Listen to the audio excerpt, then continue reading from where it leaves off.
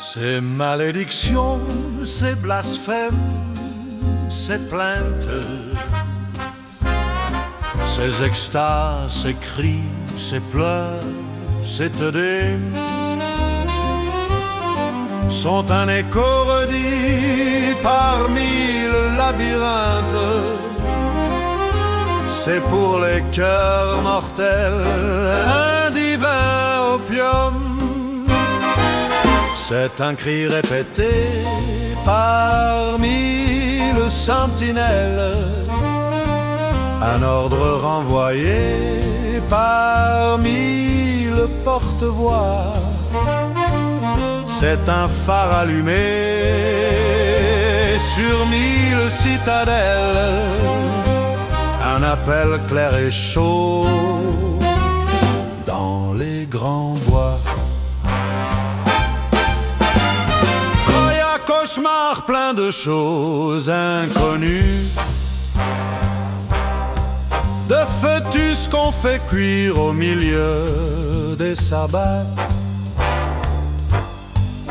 de vieilles au miroir et d'enfants toutes nues pour tenter les démons ajustant bien leurs bas. De la croix, l'acte de santé des mauvais anges, ombragé par un bois de sapin toujours vert, ou sous un ciel chagrin des fanfares étranges passent comme un soupir étouffé de Wébé. C'est un cri répété par mille sentinelles, un ordre renvoyé par mille porte-voix. C'est un phare allumé sur mille citadelles, un appel clair et chaud dans les grands bois. Car c'est vraiment, Seigneur, le meilleur témoignage que nous puissions donner de notre dignité. Que cet ardent sanglot qui roule d'âge en âge et vient mourir au bord de votre éternité.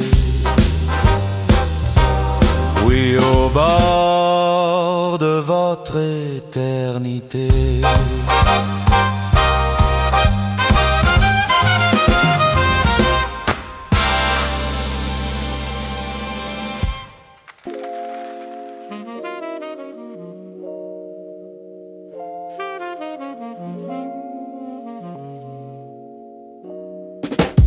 Sur une assiette bien ronde, porcelaine réelle, lisse et froide, une pomme elle y pose, rouge, verte, sans hâte, sans parade.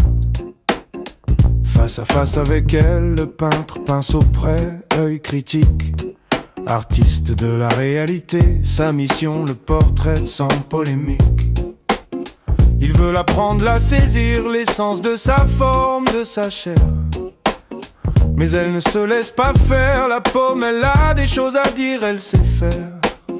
Elle a des tours dans son sac de pommes, un jeu d'ombre, une malice dans l'écorce, une résistance subtile qui déroute même la plus grande force. La pomme tourne sournoisement, doucement sur l'assiette réelle. Sans bouger, elle fait le vide, elle défie la toile éternelle. Réalité, illusion, c'est le grand combat du pinceau et du fruit. Elle se déguise en beau bruit déguisé, elle s'échappe dans la nuit. Comme un duc de Guise se déguisant, bec de gaz, stratagème caché. Quand on veut lui tirer le portrait, elle change d'angle, d'identité, de pensée. Le peintre s'acharne, il trace des lignes, il mélange les ocres et les verts.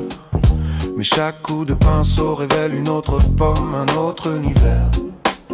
Elle est là, elle est concrète, on peut la toucher, la croquer, la sentir. Mais son image est fuyante, un mirage que l'on voudrait retenir. Le peintre commence à réaliser, la lumière glisse, l'on bouge à son gré. Toutes les apparences de la pomme sont contre lui, son art est dérouté. La pomme tourne, sournoisemoussement sur l'assiette réelle. Sans bouger, elle fait le vide, elle défie la toile éternelle. Réalité, illusion, c'est le grand combat du pinceau et du fruit. Elle se déguise en beau bruit déguisé, elle s'échappe dans la nuit. Le malheureux peintre, indigent de vérité, pauvre nécessiteux, se trouve à la merci, soudain, de l'objet simple plus prétentieux. Comme une association charitable, bienfaisante et redoutable, la pomme l'écrase sous le poids de l'incertitude inéluctable. Il devient la triste proie d'une foule innombrable d'associations d'idées. Le concept de pomme le submerge, l'image est brisée. La pomme tourne, sournoisement doucement sur l'assiette réelle. Sans bouger, elle fait le vide, elle défie la toile éternelle. Réalité, illusion, c'est le grand combat du pinceau et du fruit. Elle se déguise en beau bruit déguisé, elle s'échappe dans la nuit. La pomme, elle gagne toujours dans ce jeu de la perception. Le peintre est vaincu par une simple et joyeuse abstraction.